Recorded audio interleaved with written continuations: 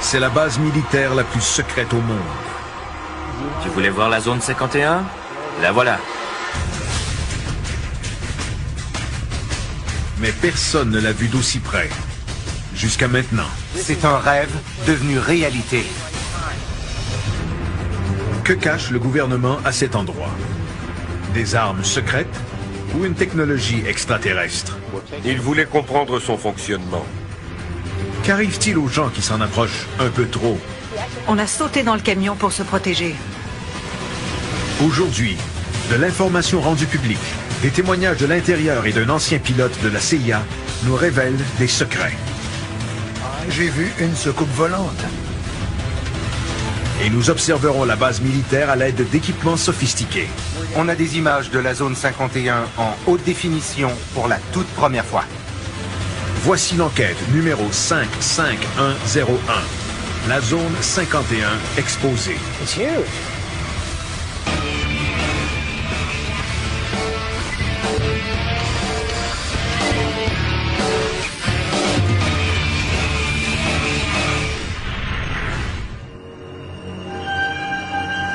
Octobre 2008. Pat Oskert est dans le désert du Nevada, à une vingtaine de kilomètres de la zone 51. Ce sont eux? Oui, Que font-ils? ils nous surveillent. Ils sont deux. Tu veux les voir? Tu vois deux hommes? Oui. Les phares s'allument. Oui.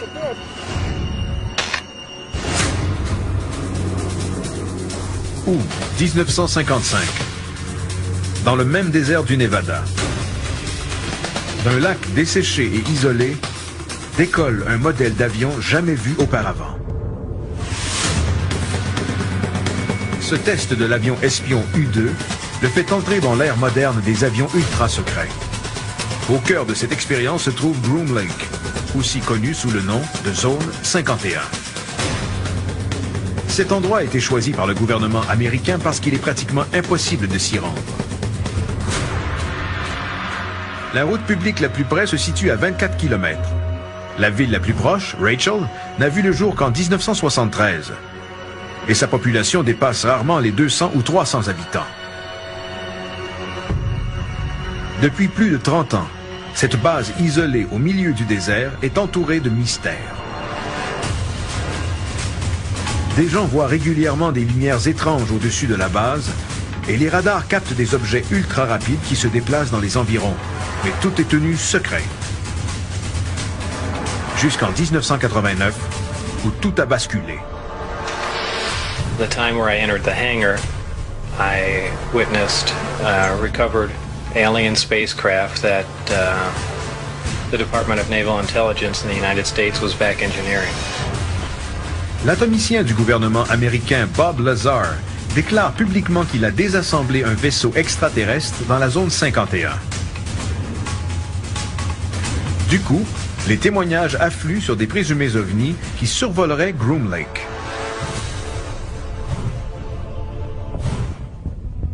La base demeure tout de même fermée et il est impossible de pénétrer dans un périmètre de 25 km.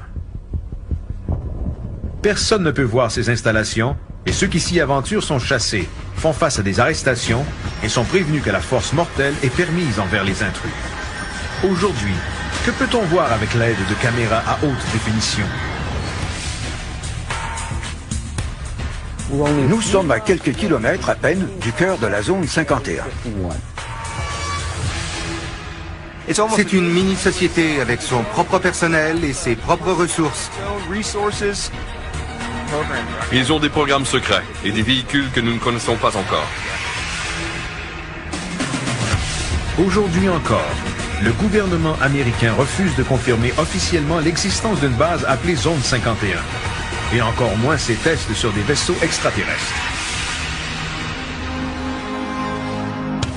L'équipe se trouve maintenant dans le désert du Nevada pour obtenir des réponses. Ted Ackworth étudiera l'histoire militaire officielle de la base. Depuis 40 ans, il y a eu une forte progression de véhicules, aussi clandestins qu'avancés du point de vue technologique. Bill Burns se penchera sur les allégations de rétro-ingénierie. Plus nous enquêtons là-dessus, plus le mystère s'épaissit. Pat Oscar tentera de voir la base. Ce sera l'occasion de voir l'un des endroits les plus secrets au monde.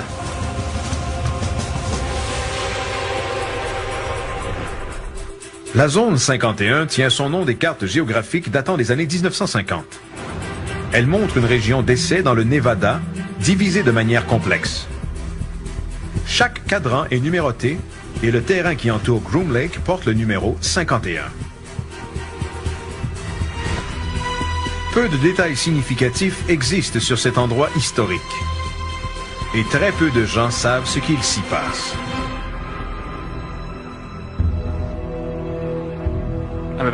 Je vais rencontrer Peter Merlin, un historien en aéronautique et un spécialiste de la zone 51. Peter Merlin est membre de la Fondation historique des sites d'essai du Nevada. Il a parlé à des douzaines d'employés de la zone 51 et a étudié des documents top secrets rendus publics, ainsi que des images satellites auparavant illégales. La base a été ouverte autour de 1955, n'est-ce pas? Oui, en 1955 par la CIA. L'avion espion U-2 était un appareil ultra secret et ils avaient besoin d'un endroit pour le tester, hors des yeux du public. Les ingénieurs ont d'abord choisi Groom Lake, un énorme lac desséché, parce qu'il était possible d'y aménager une piste naturelle de plus de 6 km. Lorsqu'ils s'aperçoivent que l'avion U-2 est vulnérable aux missiles russes, les militaires américains entament une série de projets secrets. La base de Groom Lake n'était pas prête à cela. Ses installations et ses infrastructures étaient inadéquates. Ils ont donc construit des édifices et l'endroit est devenu la base des forces aériennes telle qu'on la connaît.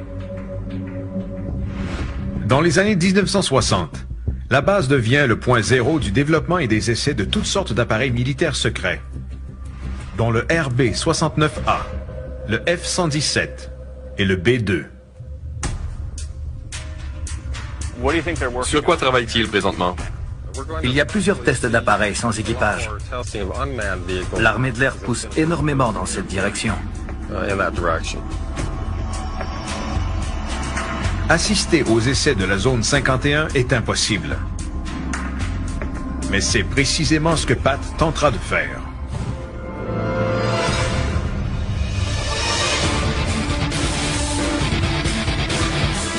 Pat rencontre Mark Farmer, caméraman de combat aérien et spécialiste de la zone 51. Il amène Pat assister à un essai secret que très peu de gens ont eu la chance de voir.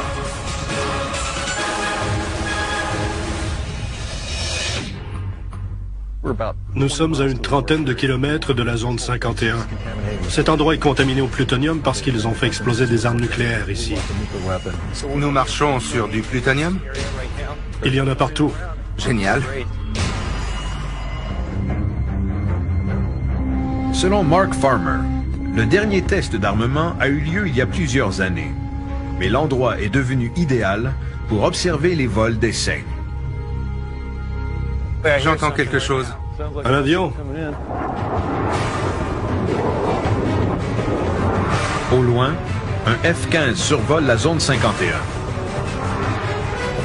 Peu de temps après, un deuxième se joint à lui.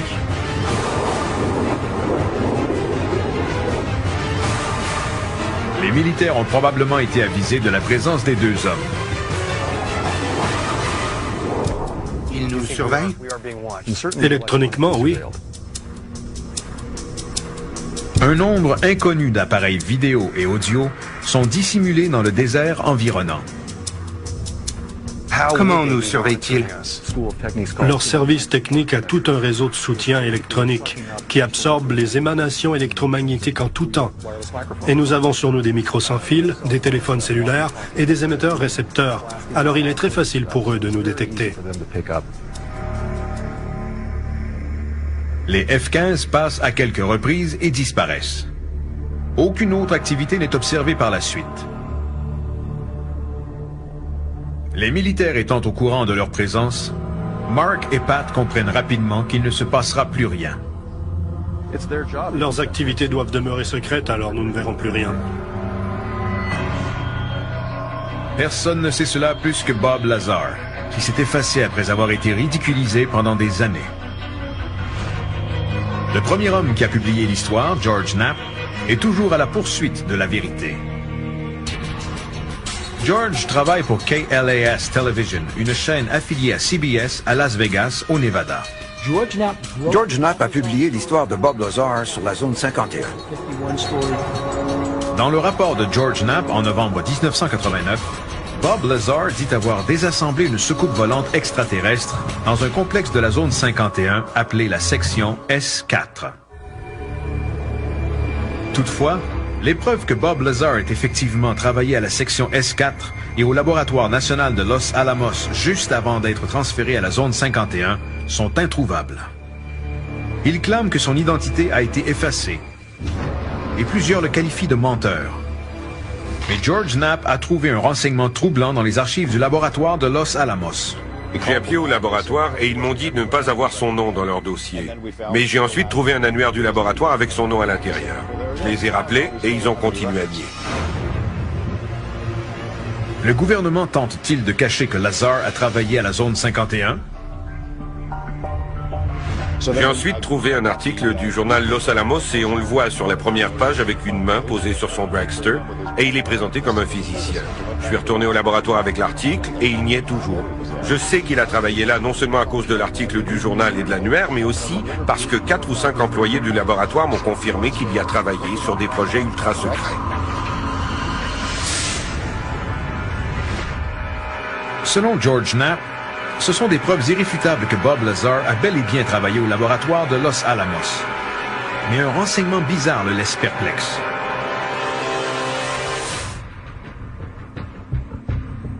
Bob Lazar révèle aussi à George que pendant son travail dans la zone 51, il a été exposé à une énergie extraterrestre très puissante appelée l'élément 115.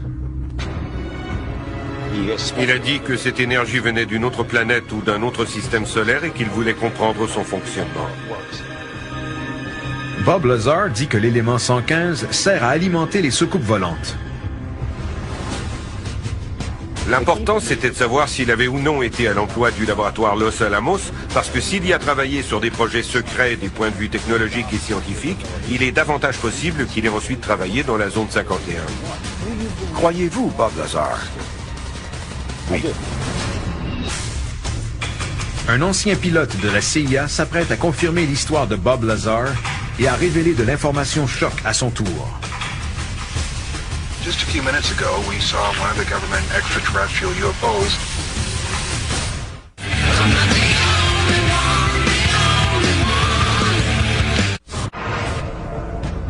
En 1989, Bob Lazar, présumément physicien pour le gouvernement, affirme qu'il a travaillé sur la rétro-ingénierie de soucoupes volantes extraterrestres dans les locaux de la zone 51.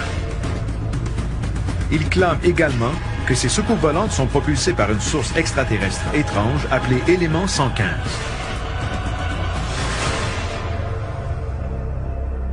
Toutefois, le secret entourant la base rend impossible la vérification de ces allégations.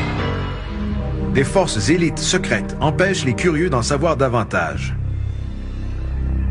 Et Pat s'apprête à vérifier à quel point ces forces élites peuvent être intimidantes. Je vais rencontrer l'auteur Susan Wright qui a écrit un livre sur la zone 51. Elle a vécu une expérience traumatisante juste en dehors du périmètre de la zone 51.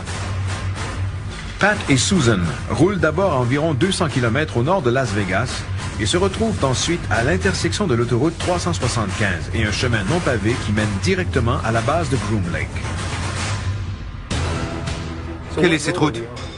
La route Groom Lake, qui se rend à l'entrée principale de la zone 51. La dernière fois que Susan s'est aventurée à cet endroit remonte à 1997. Et elle n'oubliera jamais son expérience.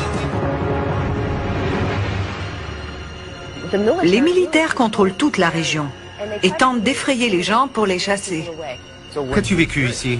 On s'est rendu près de l'entrée de la zone 51 et on a vu les hommes en camo. Les hommes en camo sont les gardes de sécurité de la zone 51 qui portent des uniformes à motifs de camouflage. Ils bloquaient la route pour nous empêcher d'aller plus loin. Nous avons parcouru quelques mètres avant de sortir de notre véhicule et c'est à ce moment qu'un hélicoptère est apparu, sorti de nulle part. Sans bruit, sans avertissement. Il est apparu droit devant nous, Près de vous? à 12 mètres de nous. On a sauté dans le camion pour se protéger. C'était très effrayant et intimidant. Il voulait manifestement nous faire déguerpir. Pourquoi des militaires effrayent-ils les civils avec des tactiques d'intimidation? Possiblement en raison de leurs essais. Pendant que Susan et Pat continuent d'avancer vers la zone 51, Bill découvre de nouveaux faits sur le rôle de l'élément 115 auprès d'un confident de Bob Lazar, John Lear. John est un pilote chevronné qui a travaillé pour la CIA avec la cote de sécurité secrète la plus élevée. Lear s'est retiré après avoir effectué plus de 19 000 heures de vol et détient le nombre le plus élevé de certificats octroyés par la FAA. Sa vie a cependant changé lorsqu'il s'est lié d'amitié avec Bob Lazar à la fin des années 1980. Selon John Lear, Lazar et lui allaient souvent dans la zone 51 la nuit pour observer les vols d'essai de soucoupes volantes. Vous avez vu une soucoupe volante dans la zone 51? Bien sûr. Aucun doute là-dessus, la soucoupe volante irradiait du jaune et du doré. Bob Lazar m'avait dit quand elle serait là et elle y était comme prévu. Dans une vidéo maison jamais vue datant du 22 mars 1989, John Lear apparaît dans le périmètre de la zone 51, aussi appelée Groom Lake. La voix du caméraman est celle de Bob Lazar. We're standing just about 8 miles due east of Groom Lake, Nevada, the super government secret test site. And just a few minutes ago, we saw one of the government extraterrestrial UFOs fly over there. We all watched it for about 7 or 8 minutes. The mission was organized tonight by Bob Lazar, who is a theoretical physicist who works at Groom Lake. And is also a dead man at this point. Lear clame également que Lazar lui a décrit son travail avec beaucoup de détails. Il désassemblait ses vaisseaux pour tenter de reproduire avec exactitude le moteur qui les propulsait à plus de centaines de milliers d'années-lumière. Lear présente un modèle de réacteur qui serait la source d'énergie principale de ces soucoupes volantes. On enlève le bouchon et ce qui propulse le moteur est ce qu'on appelle l'élément 115. Bob a dit que le laboratoire Los Alamos en possède plus de 230 kg. Ils envoient des protons par le bout ici dans l'élément 115 et instantanément, ça devient du 116. Et alors, tout se désintègre. Le nombre 115 représente le nombre de protons qui se trouvent dans le noyau atomique de l'élément. Lazar prétend qu'en bombardant l'élément 115 avec des protons additionnels, le nombre s'élève à 116. La nouvelle formule devient vite instable et se désintègre, en relâchant une quantité d'énergie énorme. Selon Lazar, ce procédé permet aux soucoupes volantes de déjouer les lois conventionnelles de la gravité pour se déplacer à des vitesses phénoménales. Voici notre soucoupe dans l'espace. Le procédé fait en sorte de tirer l'espace vers la soucoupe, de manière à l'envelopper, rendant possible ses déplacements à des centaines d'années-lumière. Alors que la plupart des scientifiques contestent les allégations de Lazar à propos de l'élément 115, John Lear et Bob Lazar prétendent que ce n'est que le début de sa compréhension. Quiconque pense que les soucoupes volantes sont des mythes, des délires ou des canulars, John a tout confirmé. Et il a œuvré au sein de l'organisation à un niveau presque aussi secret que Bob Lazar. Les activités de la zone 51 sont peut-être secrètes. Et dans son périmètre, les opérations demeurent très évidentes. Pat et Susan sont au sud-est de la région interdite lorsqu'ils s'aperçoivent qu'ils ont de la compagnie. Voilà, regarde. Quoi? Les hommes camos sur la colline.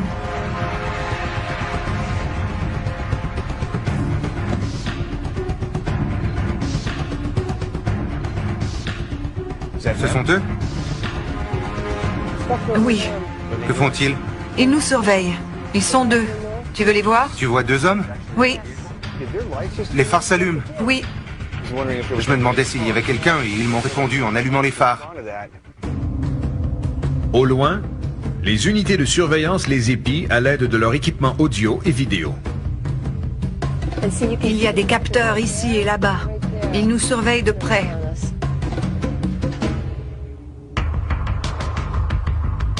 Même s'ils sont suivis, Pat et Susan continuent d'avancer dans le périmètre.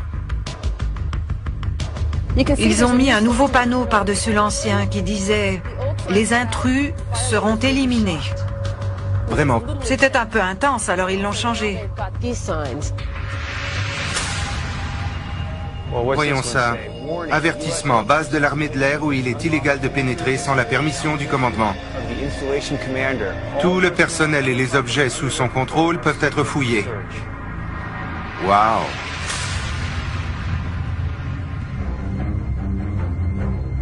Pat et Susan montent une colline le long des poteaux oranges qui délimitent la base, sous les yeux attentifs des gardiens. Ils se déplacent pour mieux voir ce qu'on fait exactement. Ils veulent savoir où on va. Et surtout, ce qu'on a l'intention de faire. Ils nous épient. Avec des jumelles puissantes. Partons d'ici. D'accord. On y va? Oui.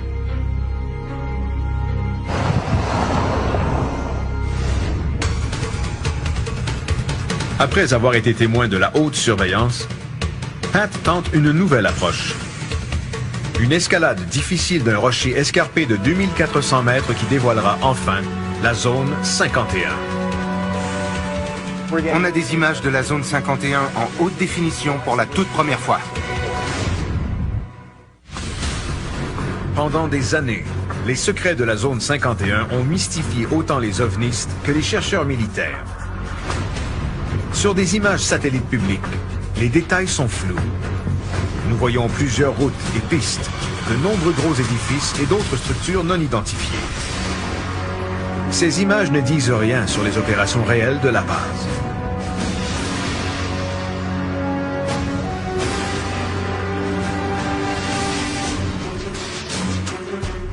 À 35 km de la ville la plus près, Pat rencontre Glenn Campbell, un guide expérimenté de la zone 51. Les 2 hommes vont escalader Tickaboo Peak. Du sommet, ils pourront voir la base avec leurs propres yeux. Nous installons notre campement de jour parce qu'il est trop tôt et nous voulons escalader durant la nuit pour être au sommet au lever du soleil. Parce que c'est le meilleur moment pour voir la zone 51. Pendant que Pat et Glenn installent leur campement de jour, Ted Ackworth se trouve à 30 km plus loin et surveille le ciel au-dessus de Groom Lake. À mi-chemin entre les villes de Rachel et Alamo, se trouve une route sur laquelle plusieurs personnes ont vu des ovnis, juste au-dessus de la zone 51. Ces images de l'espace aérien de la zone 51 ont été captées par des cinéastes amateurs. Pour effectuer ce test, nous avons embauché une compagnie de surveillance de Las Vegas, Southwest Surveillance. Ils ont apporté 3 caméras vidéo à haute résolution qui seront orientées vers la zone 51 et nous espérons enregistrer des images intéressantes. Les 3 caméras sont installées à 300 mètres les unes des autres et enregistreront en continu le ciel au-dessus de la zone 51 pendant les 3 prochains jours.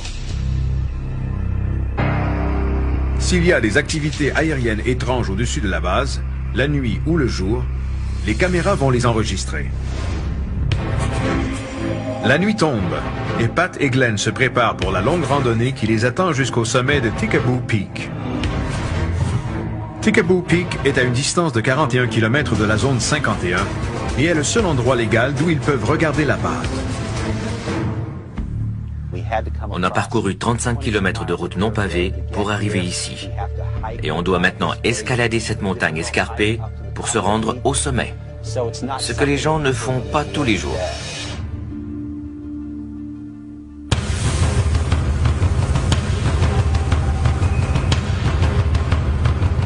Il est minuit 30 et nous avons commencé l'ascension de Tekaboo Peak, dont le sommet est à un peu plus de 2000 mètres. L'air est très sec et je ressens un peu le mal de l'altitude.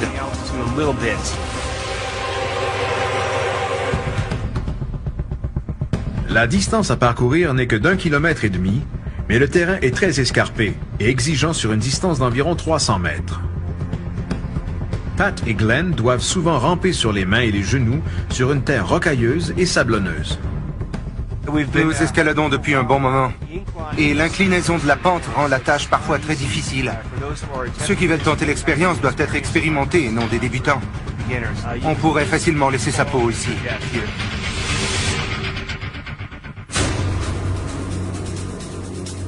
L'escalade nocturne de Pat et Glenn dure presque 3 heures.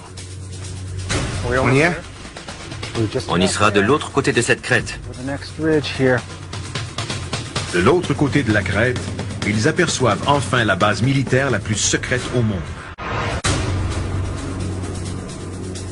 L'escalade nocturne de Pat et Glenn dure presque 3 heures. On y est? On y sera de l'autre côté de cette crête. De l'autre côté de la crête, ils aperçoivent enfin la base militaire la plus secrète au monde. Vous voulez voir la zone 51? La voilà.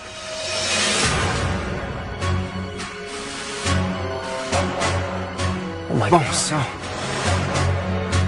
C'est immense.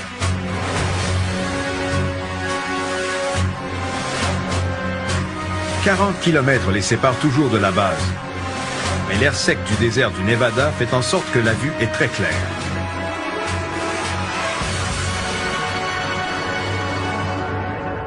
Quand le soleil se lèvera, nous verrons plus de détails. Mais chacune de ces lumières correspond à un hangar. Il y en a plus d'un, répandu sur plusieurs kilomètres. Qu'est-ce qui mesure plusieurs kilomètres? Ce qui est éclairé ou toute la zone 51? Ça dépend de la manière dont on mesure. Le terrain de la zone 51 mesure environ 16 par 10 km, ce qui n'est pas très grand. Mais il est entouré de terres militaires, ce qui le rend énorme. Le complexe est donc très vaste et sa superficie équivaut aux États du Connecticut et du Rhode Island réunis. C'est gigantesque. Le soleil se lève et laisse voir en haute définition la base militaire américaine la plus secrète pour la première fois à la télévision.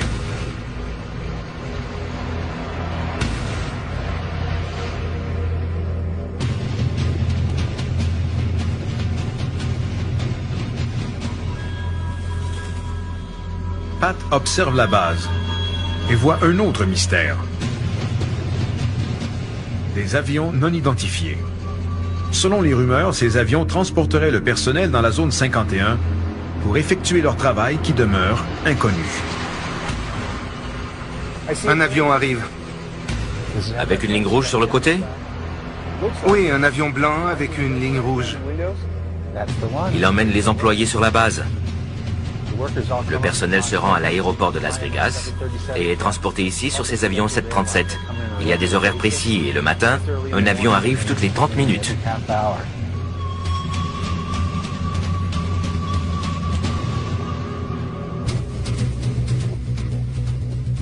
La lumière du jour offre une vue imprenable de la zone 51 et une qualité d'image impressionnante. La clarté des images est rendue possible grâce à de l'équipement hautement sophistiqué. Vous pouvez constater que nos caméras sont très spéciales. Une caméra ordinaire a des lentilles de 50 mm, alors que celles-ci sont munies de lentilles de 1140 mm. C'est pour cette raison qu'on obtient ces images sensationnelles de la zone 51. Glenn m'a informé qu'il n'y a jamais eu de telle caméra ici. Personne n'a jamais vu d'image aussi claire de la zone 51 grâce à nos caméras haute définition.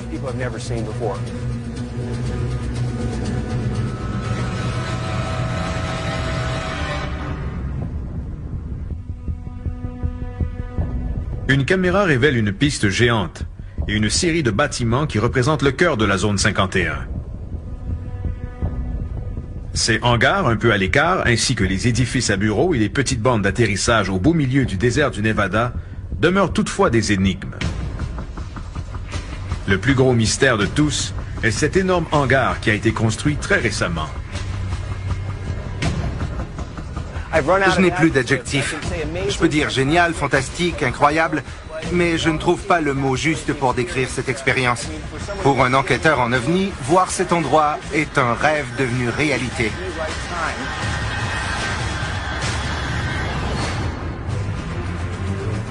À quoi sert ce gros hangar qui est parfaitement visible du sommet de Tikaboo Peak? Une image satellite récente de la base offre plusieurs possibilités. Le plus grand est très étrange. Une balade près de la zone 51 révèle des mesures de sécurité extraordinaires. Des discussions avec un ancien pilote de la CIA avancent l'hypothèse de tests sur des technologies extraterrestres. De plus, une randonnée vers le seul endroit légal pour avoir une vue de la zone 51 présente des images inédites en haute définition d'un hangar gigantesque qui soulève de nombreuses questions sur les activités qui ont lieu à l'intérieur.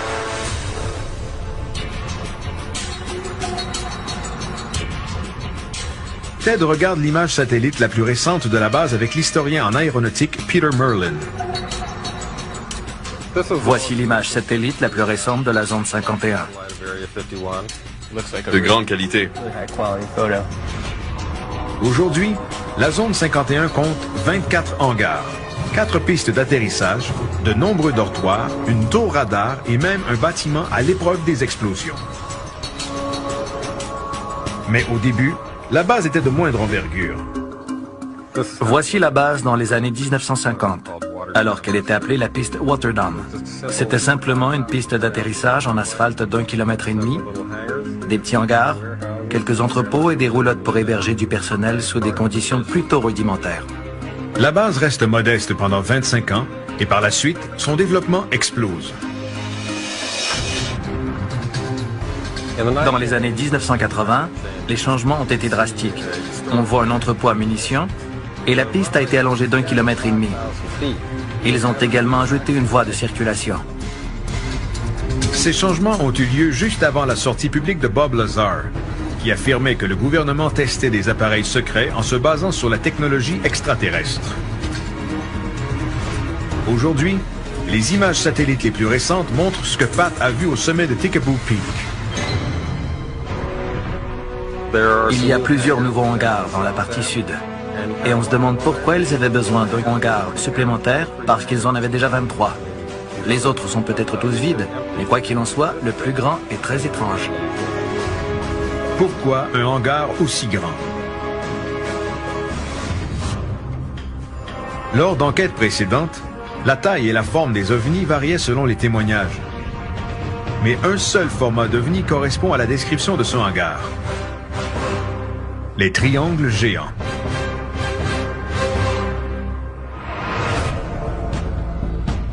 En 1997, à Phoenix, en Arizona, I saw a large delta-shaped dark object. En 2004, à Tinley Park, en Illinois. I got it on tape! I got it! Et plus récemment, en 2008, au Pays de Galles, au Royaume-Uni. I looked straight into the sky and I saw these strange triangular formations. Une explication militaire a été avancée. Il s'agirait du dirigeable furtif.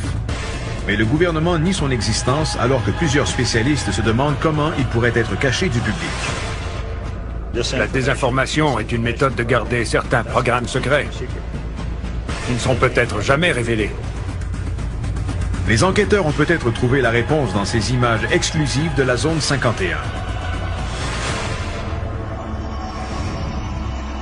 Ce hangar prouve-t-il l'existence d'une nouvelle technologie ultra secrète qui serait liée aux ovnis géants vus au cours de la dernière décennie?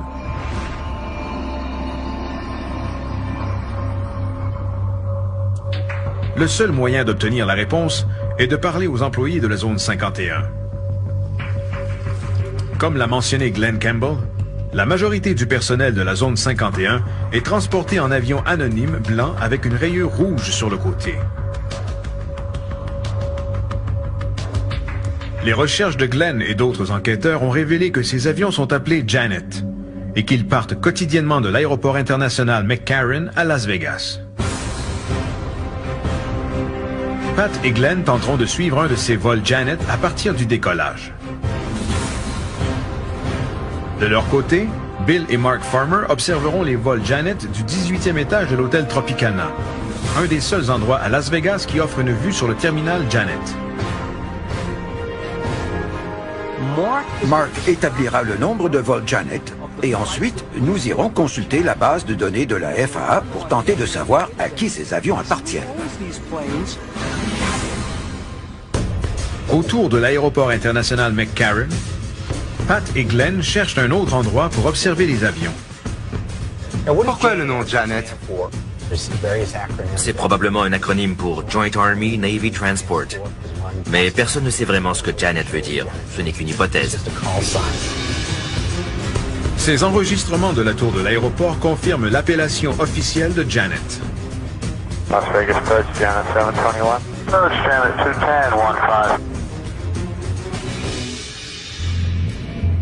210-15. Ce sont les mêmes avions qu'on a vus à Tecabo Peak. Ils avaient quitté Las Vegas 20 minutes plus tôt et ont atterri à la zone 51. C'est leur transport quotidien. Les avions Janet qui décollent ici se posent à la zone 51. Toute base secrète a un lien avec le monde extérieur, et cet aéroport est un lien majeur.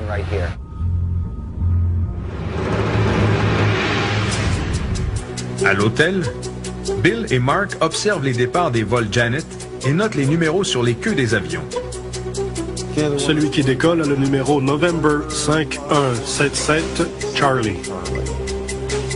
Bill entre les numéros dans la base de données de l'administration de l'aviation fédérale pour confirmer l'investissement du gouvernement dans la compagnie. 6662 Bravo Alpha. Propriété du gouvernement américain.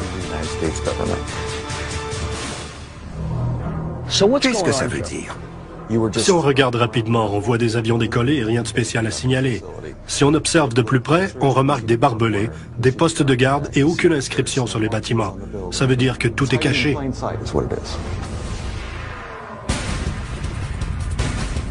Obtenir des déclarations des employés de la zone 51 est pratiquement impossible. Mais Bill Burns finit par en trouver un. Quand on y travaille, on n'existe pas. Durant les années 1980, la zone 51 a attiré l'attention parce qu'un physicien qui y travaillait, Bob Lazar, a dit publiquement qu'il œuvrait sur un projet de rétro-ingénierie de la technologie extraterrestre au bénéfice des militaires. Lazar tombe ensuite dans l'oubli et ne parle plus de ses expériences. De nouveaux renseignements obtenus sur la zone 51 révèlent cependant des développements d'une envergure majeure. Et Bill a réussi à trouver un ancien employé de la base secrète. Je vais rencontrer T.D. Barnes, un ancien ingénieur à la zone 51. T.D. Barnes a travaillé dans la zone 51 de 1968 à 1972 en tant qu'ingénieur électricien. Il a joué un rôle crucial dans le développement de plusieurs appareils secrets qui sont aujourd'hui connus du public, comme le A-12 et le F-117. Selon lui, l'identité réelle des ingénieurs à l'emploi de la zone 51 est gardée secrète tant et aussi longtemps qu'ils y travaillent. Nous avions des pseudonymes et des noms de code à la zone 51. Quand on y travaille, on n'existe pas vraiment.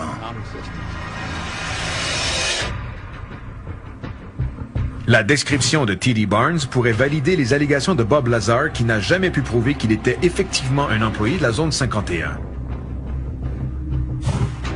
Selon Barnes, la sécurité y est tellement serrée que les ingénieurs n'avaient pas l'autorisation de voir les projets des autres ingénieurs.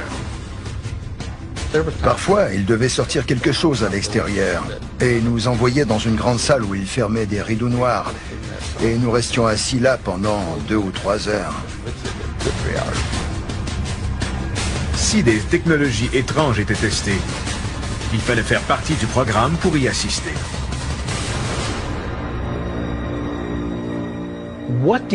Que savez-vous sur les ovnis et la rétro-ingénierie à la zone 51?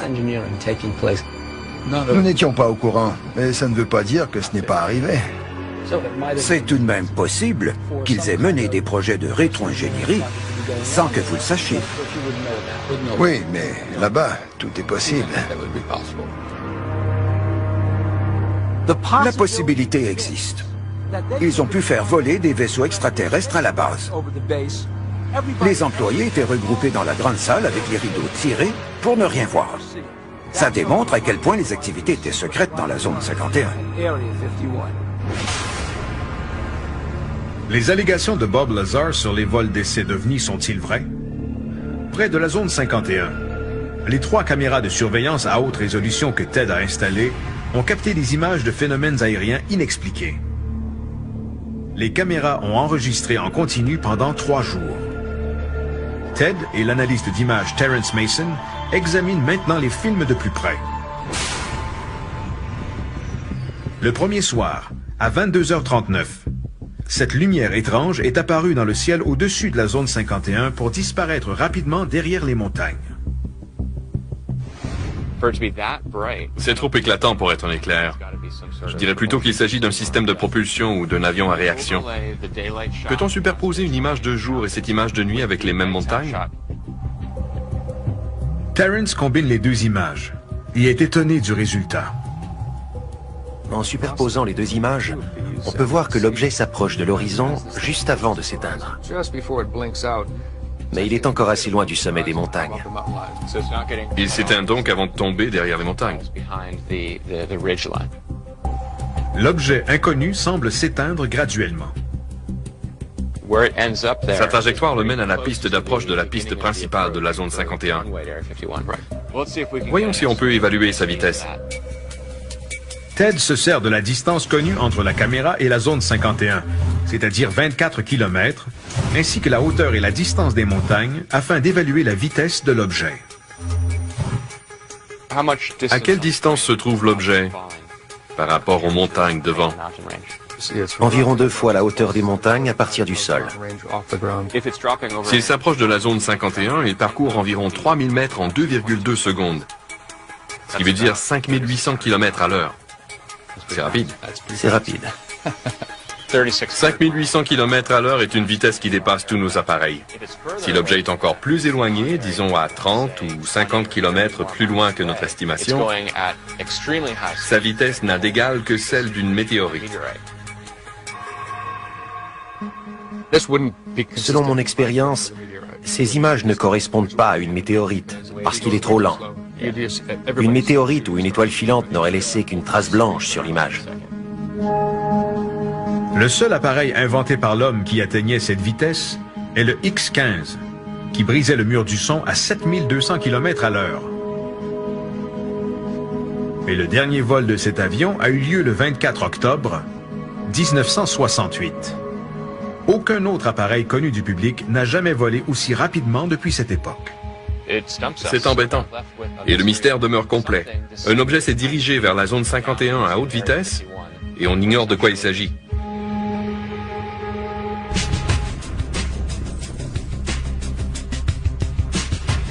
On a roulé autour du périmètre pour tenter d'en savoir plus, mais la zone 51 est ultra secrète. La zone 51 existe, ce n'est pas de la fiction. Ces installations ne sont pas secrètes, mais ces activités ont toujours été extrêmement bien cachées. Qu'est-ce qui se cache et se trame en secret dans la zone 51? Possède-t-il des soucoupes volantes? Que dissimule-t-il entre ces murs? Que font-ils? Nos images exclusives prouvent que la zone 51 est toujours active. Des hangars gigantesques, des objets volants à des vitesses vertigineuses et l'apparition de triangles géants dans le ciel à travers le monde. La zone 51 pourrait bien être la source des phénomènes d'OVNI.